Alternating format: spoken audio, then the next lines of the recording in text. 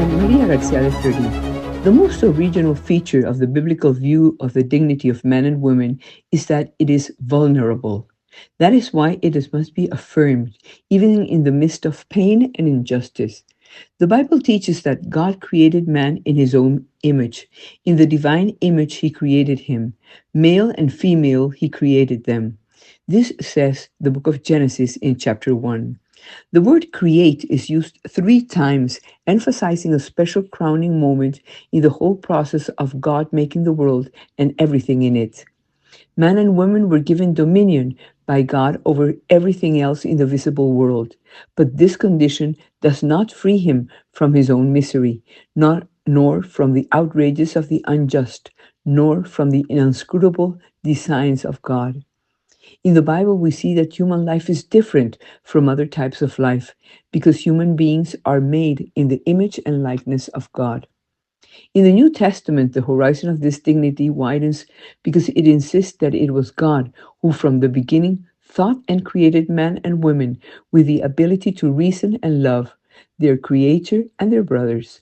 These characteristics were given to all human beings freely and fully loved.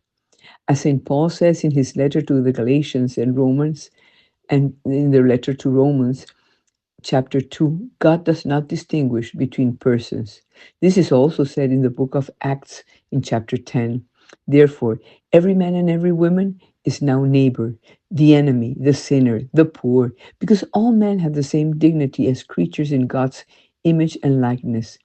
Christ identifies with the suffering portion of humanity. Thanks to the forgiveness and tenderness of God, every man and every woman has the ability to give their life a different course. In this capacity for freedom lies its dignity. The defense of this dignity is basic for all, and we should not violate it.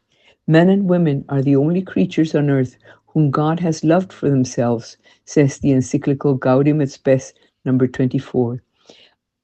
Man and women alone are called to participate through knowledge and love in the life of God Himself. For this purpose, they have been created, and this is another fundamental reason for their dignity. Eternal God knew each person before He made them and deliberately called us to be born. Psalm 8 says, Lord, what is man that you remember him? What is the son of Adam that you care for him?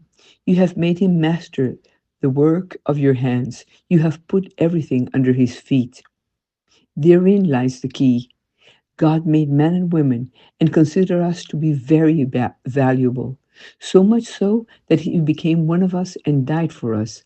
All this clearly contradicts the statement that is made with abortion, war, by considering human life disposable. The very incarnation of the Son of God manifests the equality of all people in terms of their dignity. There is no longer Jew or Greek, nor slave nor free, neither man nor woman, since you are all one in Jesus.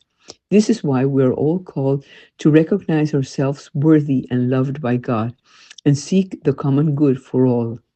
Rejecting murder, violence, war, defending life is the work of all of us who believe in God and remember that with God we always win.